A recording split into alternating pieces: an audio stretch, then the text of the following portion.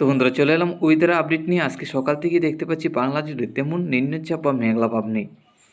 তো আগামীকালকেও কেমন থাকবে নিম্নচাপ বা মেঘলা ভাব, এছাড়া বৃষ্টির যে সম্ভাবনা আছে আগামী 7 তারিখ থেকে, তাতে আজকের আপডেটে কোনো রকমভাবে পরিবর্তন হয়েছে কিনা। আজ 5ই জানুয়ারি রবিবার 2025। দেখুন আজকে সকাল থেকে তেমন নিম্নচাপ আমরা দেখতে পাচ্ছি না, বা আগামীকালকেও তেমন নিম্নচাপ থাকবে না। আগামী 7 তারিখ থেকে নিম্নচাপ প্রবেশ করবে।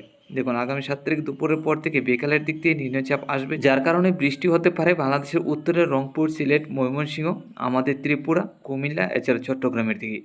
উত্তরবঙ্গে শিলিগুড়ি, আলিপুরদুয়ার, গুয়াহাটি, আসামের শিলচরের সাইড নিয়েও বৃষ্টির সম্ভাবনা আছে।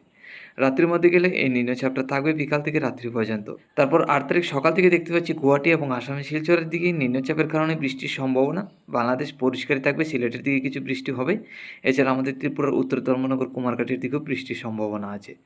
তো আমরা যেটা দেখতে পাচ্ছি 7 তারিখ থেকে 8 তারিখ এই নিম্নচাপের কারণে বৃষ্টির সম্ভাবনা এখনও পর্যন্ত এই আপডেটটা পরিবর্তন হয়নি। 9 তারিখ থেকে 10 তারিখের মধ্যে গেলে মোটামুটি পরিষ্কারই। তো এখন দেখে নিচ্ছি মেঘলা ভাব।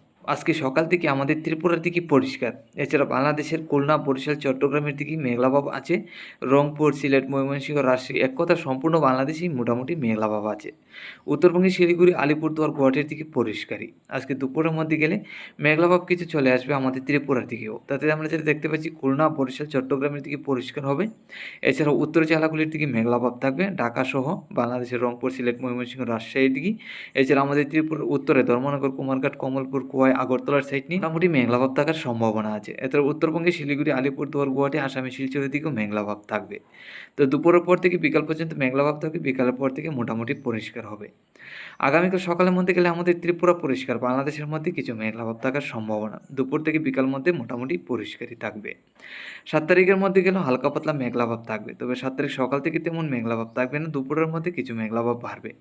তাতে আমাদের ত্রিপুরা সহ ঢাকা, কুমিল্লা, খুলনা, বরিশাল, চট্টগ্রাম, উত্তরে রংপুর, সিলেট, ময়মনসিংহের সাইড নিয়ে মেঘলা ভাবটা থাকবে। উত্তরবঙ্গে শিলিগুড়ি, আলিপুরদুয়ার, গুয়াহাটির দিকেও মেঘলা ভাব থাকার সম্ভাবনা। এছাড়া তাপমাত্রা আজকে থেকে কিছুটা ঊর্ধ্বমুখী হবে।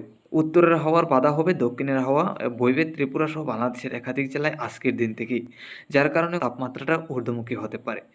আজকে সকালের মধ্যে আমরা যদি দেখি আমাদের ত্রিপুরা সহ বাংলাদেশের দক্ষিণের জেলায় 15 থেকে 16-র কাছাকাছি, উত্তরের দিকে 13 থেকে 14।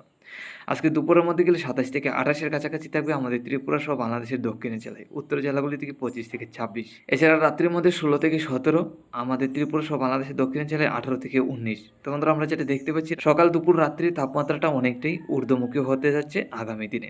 আজকে থেকে আগামী 8 তারিখ পর্যন্ত এই তাপমাত্রাটা ঊর্ধ্বমুখী হবে, কারণ উত্তরের হাওয়ার বাধা হবে, দক্ষিণের হাওয়া বইবে, যার কারণেই তাপমাত্রাটা ঊর্ধ্বমুখী হতে যাচ্ছে।